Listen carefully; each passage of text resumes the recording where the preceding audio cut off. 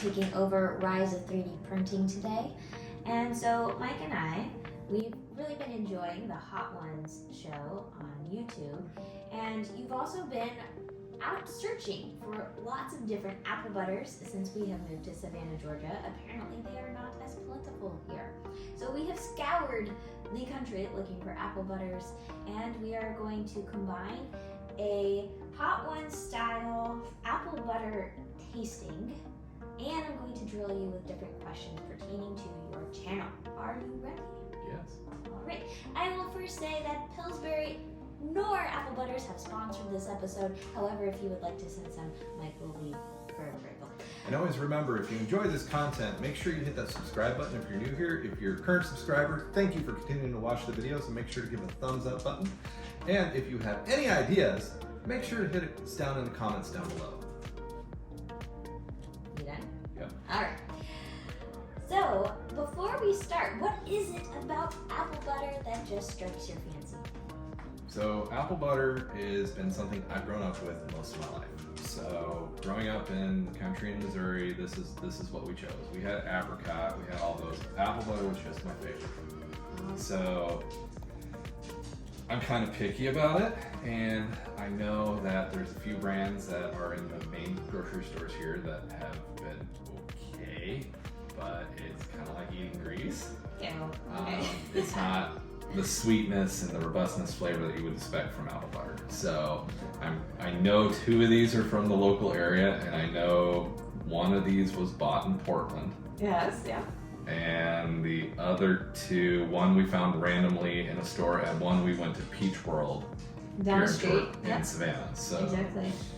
I know what they are. 2 of these I've had before, I'll fully admit. I don't know which ones they are on the plate. So hopefully I don't choose them. But all right. Well, let's dive into the first one, and then I will give you your first question. Okay.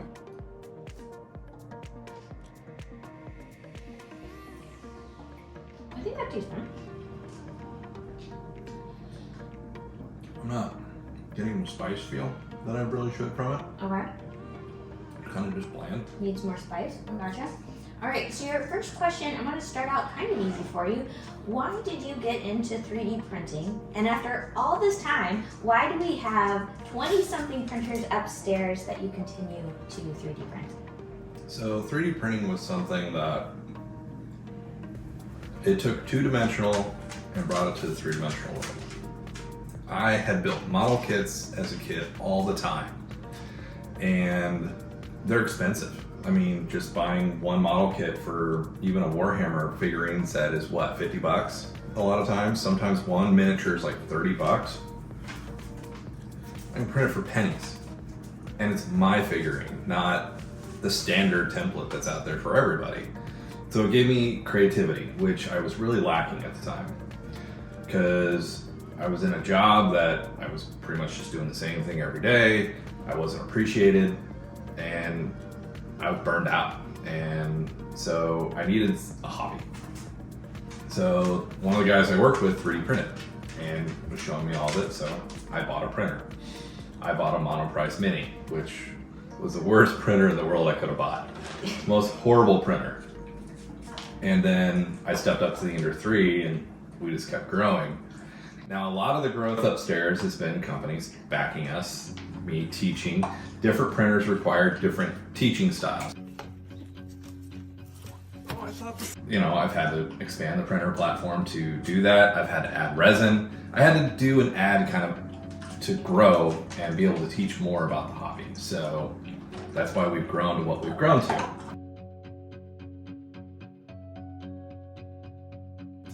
All right, number 2, apple butter.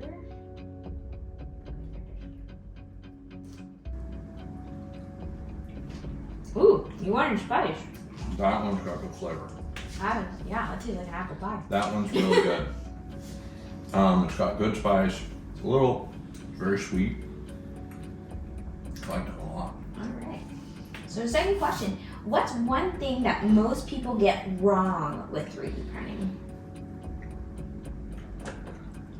The initial need for 3D printing is not fast. That's one thing. So people lose patience with it really quick. And a lot of people think it's, I have a 3D printer, I put it together, I can just print. And they don't understand the calibration and stuff that's required to actually get a good print. You've got to spend time with this. It's not a just, oh, I can 3D print anything. It takes time to learn and step up to each level as you do it. So it takes one, ownership and patience. And a lot of people don't realize that. They just think, oh, I can print and everything's gonna be fantastic. There's work to this. And that's what a lot of people leave the hobby for. All right, apple butter number 3.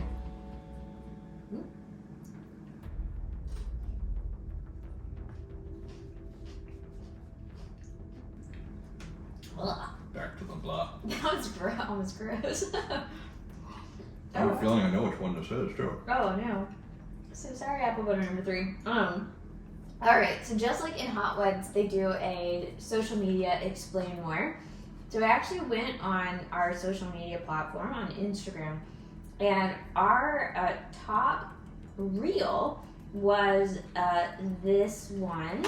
And we're trying for the first time a really big print. We're going for the Sword of Gryffindor right now. Vertical CR30 3D printing. Okay, so give us a little bit more about this very popular post. So the CR30 is a conveyor belt printer, endless Z-axis. You can print as long as you want, as long as you can support it and keep filament going. So I was printing, I think it was the Sword of Gryffindor I was going for on that one. It failed, by the way. It went horribly. But looking at it and kind of going with what was going on, putting the printer up on the wall was not only a space saver, but it gave a drop. So if I was doing, say, a bunch of one item and I needed like 30 of them, they would get to the conveyor belt and could drop into a box. So it turned it into a production machine, basically, a repeat manufacturing device. Or those longer prints, I didn't need rails to keep the print level. Gravity did that for me. It was just hanging from the printer, but I had a good solid 2 feet worth of print on the bed adhered so it wouldn't fall away. So it was a space saving, it was a cost saving because I didn't have to buy the $200 set of rollers to go on the end. And basically it was just so, I'd seen it done, so I was giving it a shot. Unfortunately, in the new print shop, that printer has gone back to being level for the moment. It may go back vertical, but my new print shop, the ceiling is like this, so I don't really have that 6 foot height to put the printer up on top of the wall. So we'll see how that one pans out. Is this like a really popular printer? Do you think that's why people are interested in it, or they're just kind of interested in that style of printing? I think people are interested in the style of printing because it's not a very cheap machine. So that printer runs close to $1,200 roughly. So it's an expensive device. So seeing someone playing with it is really cool, especially if you're really getting into the hobby and you want to start making money or something with it. That is a printer you want to consider, which if you guys are considering and want more content on that one, definitely hit us down in the comments below because I'm working on getting that printer back online. It's one of my last few to baby before I fully say the shop is running. So it's just neat to see what people can do because you can do so much bigger, you can do such larger projects than what you can do with a standard 3D printer. So you don't have to do the piecemealing, you can just do it all in one long print. So like swords, stuff like that, the printer gives you a real advantage to where other printers, if I want to make a long blade, I've got to make it in pieces and assemble it, and we've got weakness and stuff, and they've got seam lines that people don't want. This printer removes that problem. You print it as one solid piece. So I think a lot of people are interested in that, but whether people are actually going to purchase this machine for their home, probably not when I can get 2 CR10. Honestly, I can get 4 CR10s for the cost of that one printer. Wow. So right now, because Creality is selling the CR10 V2 for about $300, which is a huge price decrease for even that printer. So it does become a cost game of what you want. Now, if you have something like you're going to mass produce cookie cutters or something, that machine could be the one you want because it will just keep popping them off into the box as it comes off the belt. So it does give a mass production But a lot of people are more in this for hobby and stuff like that, so it's not really a machine a lot of people would probably buy. Gotcha. Now, my favorite social media reel is the "It's my scanner." Oh. So, tell. I wonder if this is the parts kit. Oh no, this is from Creality. Oh, it's my scanner. Tell us about the scanner. Are we going to So- see more on the scanner? We will see more on the scanner as we come up. So I'm still honing my skills on Fusion 360, which that scanner ties into. And with that, I want to be able to scan, show you guys how to use the scanner, take it into Fusion 360, clean the project, and actually make a printable model. All right, number 4. Okay.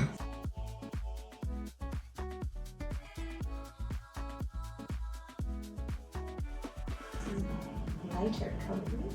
Sometimes lighter color is a good thing. Ooh, that's yummy.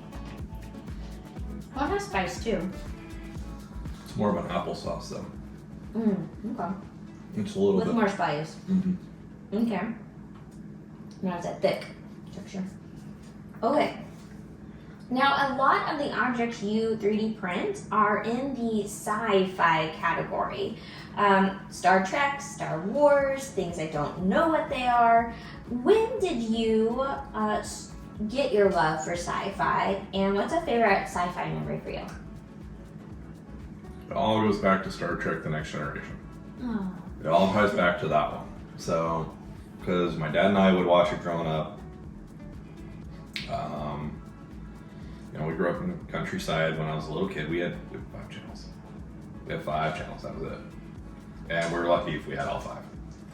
So, growing up, getting older, that's the show that we just constantly watch. Space, travel, all that stuff was always interesting to me. So, and it just kind of ballooned. Now, if you came to me and asked me which one, Star Wars or Star Trek, because I know she didn't put any Star Trek on the table. I mean, I'm other than Mandalorian, I'm hardcore Star Trek. Now, that doesn't mean I don't have a dark side with Warhammer 40K, but TNG is where it all began with me with science fiction. And yes, I've gotten into Doctor Who, and it grows, but yes, it started with TNG. So Nice. All right, you ready for the final one? the last one. Right.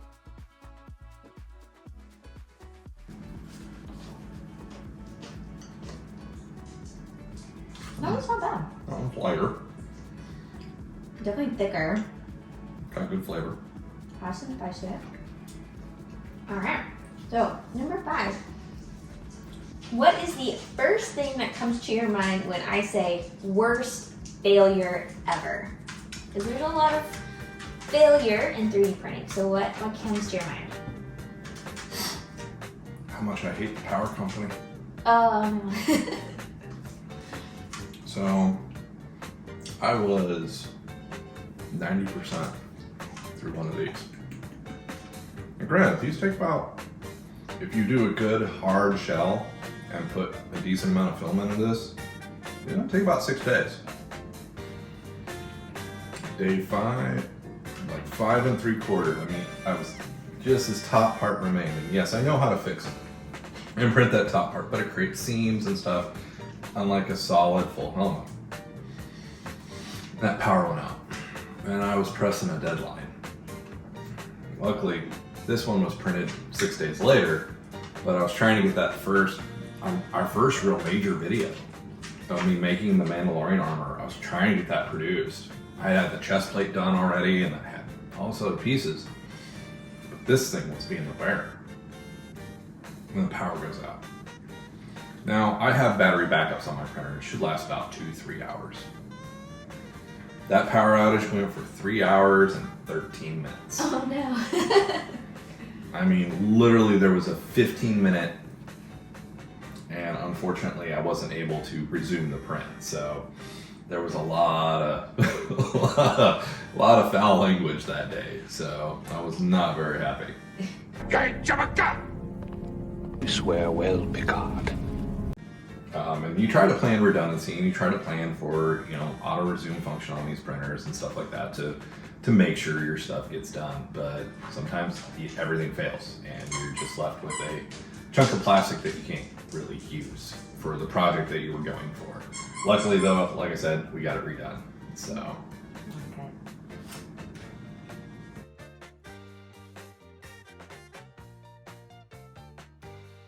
Okay, now we are ranking the apple butter from favorite to least favorite. I'm definitely sure that number 3 is the least favorite for me.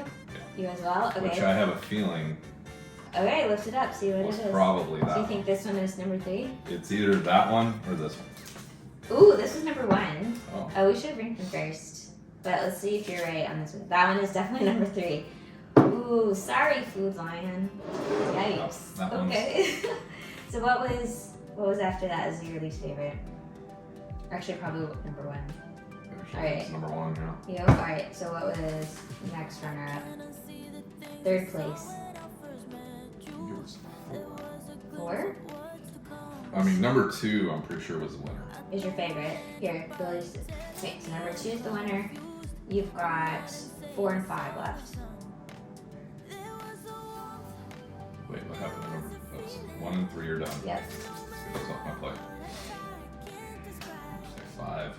Is 2nd or 3rd? 3rd. 3rd. Okay, so it's 2, 4, 5 as favorite. So 1, 2, 3. Alright, so this one is number 2. Oh, this was the winner. Is that Peach World? Oh, it's Peach World. Hooray. Go Peach World. I Alright. got a feeling number 4 was the Portland. 7? Yep, you're right. 4 is Portland. Go Portland. And Where did this we one, find this one? that was Big Lots. Oh, that was the Big Lots find, okay. In the middle, we have Big Lots.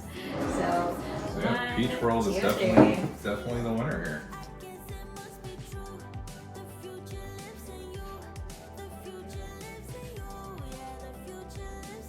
Nice.